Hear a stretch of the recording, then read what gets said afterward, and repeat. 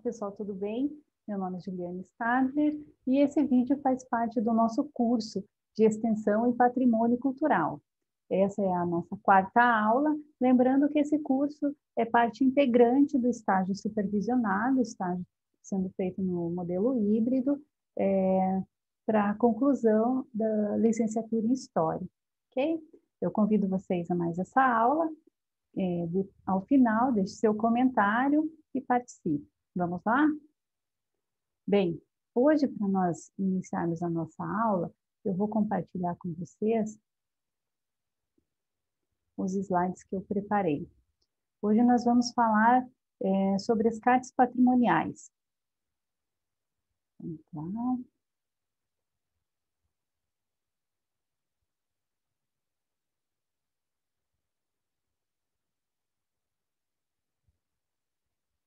cartas patrimoniais. Bem, as cartas patrimoniais são documentos que normatizam aí o patrimônio cultural.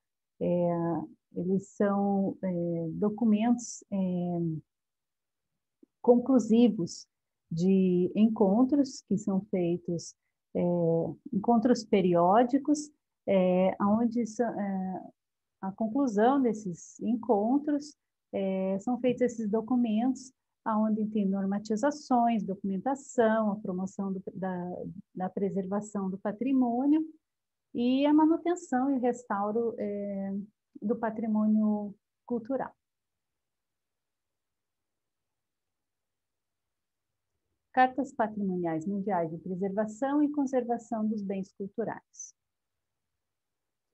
Após a Primeira Guerra Mundial, com a grande destruição do patrimônio, se viu a necessidade de normatizar a conduta em relação à preservação e conservação de edificações, para terem caráter internacionais e para garantirem a perpetuação das características históricas e culturais nos monumentos a serem preservados.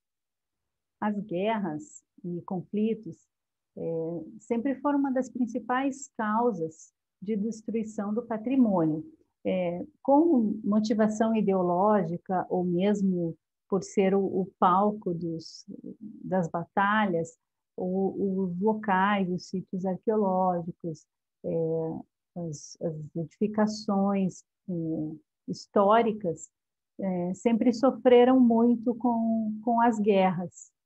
Então, após a Primeira Guerra, houve a necessidade, viu-se a necessidade de poder normatizar a forma como ia ser tratado o patrimônio, para que ele pudesse ser preservado a partir de então, e também a respeito do restauro das obras que foram destruídas, que foram danificadas pela guerra. Então, profissionais da área, muitos arquitetos, historiadores, pessoas ligadas ao restauro, se reuniram e para poder normatizar essa questão da preservação do patrimônio. As cartas patrimoniais, elas orientam a conduta dos profissionais dessa área e promovem a ampliação da noção de patrimônio entre países signatários. Hoje, quem controla, quem gere aí as cartas patrimoniais, os encontros, é a Unesco, tá? Através do ICOMOS. Elas indicam como deve ser o trato de bens culturais no mundo. Em 1931 surge a Carta de Atenas, que foi a primeira, foi o resultado aí do primeiro encontro, tá? Surge a Carta de Atenas com maior enfoque nos monumentos e edificações. Isso porque, justamente, após a Primeira Guerra, houve muita destruição desses monumentos, né? E dispõe de conclusões gerais e deliberações da Sociedade das Nações, do Escritório Internacional dos Museus. Destruição do patrimônio. Bem, aqui nós temos um monumento, o que restou de um monumento na China, em Pequim, que foi construído no século XVIII, como uma amostra da destruição do patrimônio pelos conflitos Então, jardins e edifícios em Pequim, construídos no século XVIII, que incluíam edificações com ornamentos de arquitetura chinesa, além dos belos jardins e pontes. Em 1860, no auge da Primeira Guerra do Ópio, foi destruído por forças expedicionárias inglesas e francesas. Então, como eu falei, muitos monumentos, muitos prédios históricos foram destruídos devido a conflitos, alguns ideológicos, como nós vemos a questão do Estado Islâmico, a questão da destruição na Síria de vários sítios arqueológicos, de vários monumentos históricos, por questões ideológicas. Algumas cartas e recomendações. Bem, aqui nós colocamos as principais, algumas delas. As cartas, na verdade, elas são periódicas, quase que anuais. A Carta de Veneza, em 1964, dispõe da fundação do Conselho Internacional dos Monumentos e Sítios, o ICOMOS, ligado à Unesco, que dispõe ali da valorização de bens patrimoniais não elitistas. Então, essa foi a Carta de Veneza, de 1964. Cartas da Unesco, Carta em Paris. Então, as cartas de Paris foram de 64, 68, 72 e 89. Foram sobre reuniões e mudanças nas noções de patrimônios, de bens tangíveis tradicionais. E também dispôs a respeito da educação patrimonial. Grupos identitários conseguem verificar o que deve ser preservado. Cartas na América. Uma das cartas na América é a Carta de Machu Picchu, que traz definições a respeito dessa mesma região e questiona as cidades modernistas. Nós temos aqui a imagem do livro da Isabelle Cury, passou, sobre as cartas patrimoniais, né? Então, ela foi produzida pelo IFAM, no Rio de Janeiro, e ela dispõe ali de todas as cartas até então, e a regulamentação, o que traz cada uma delas. Elas trazem diretrizes, documentação e normatizam realmente como que deve ser feito o restauro, como que deve ser feita a preservação, também traz conceituação do que é bem cultural, o que é cultura, cartas e preservação. As cartas, ao longo do tempo, permanecem atuais e são complementadas por novas normas e recomendações, que nos descortinam novos ou mais amplos procedimentos na preservação do patrimônio cultural. Muitas cartas, recomendações e leis propõem tipos de atitudes em relação aos bens patrimoniais, que é necessário analisar os conceitos nelas contidos para que uma atitude consciente na adoção de políticas preservacionistas do patrimônio. As cartas, elas, como eu falei, elas vão normatizar, elas trazem uma fundamentação. Então, como deve ser preservado? Elas ditam ali certos tipos de atitude e trazem recomendações, como está bem descrito ali.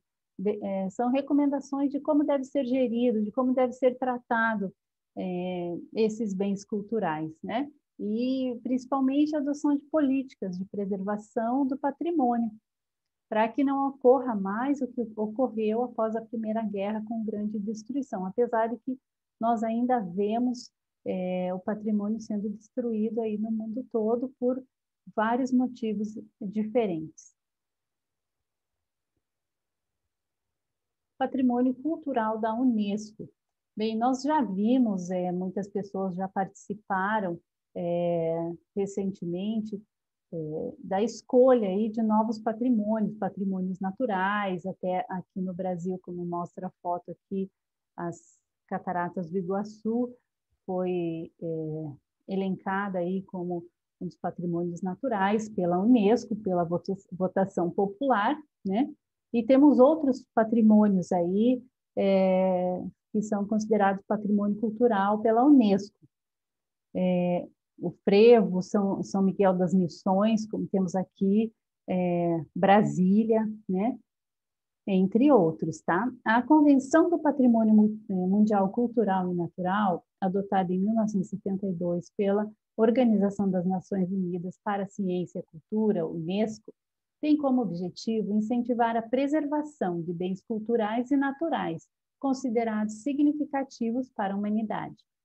Trata-se de um esforço internacional de valorização de bens que, por sua importância como referência de identidade das nações, possam ser considerados patrimônio de todos os povos.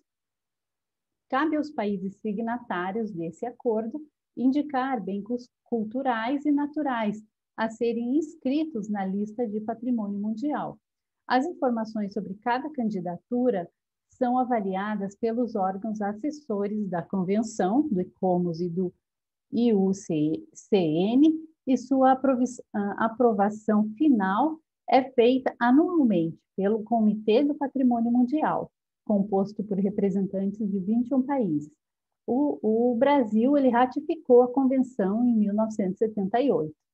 Então, o Brasil é um dos países signatários, o qual indica também patrimônios que para serem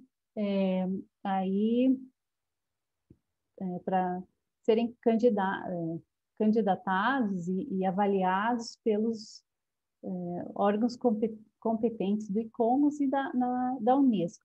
Então, nós mostramos aqui alguns desses locais, o frevo, né, que é patrimônio cultural imaterial, o Cataratas do Iguaçu, que é um patrimônio natural, Brasília e São Miguel das Missões, lá as ruínas jesuíticas, né, de São Miguel das Missões.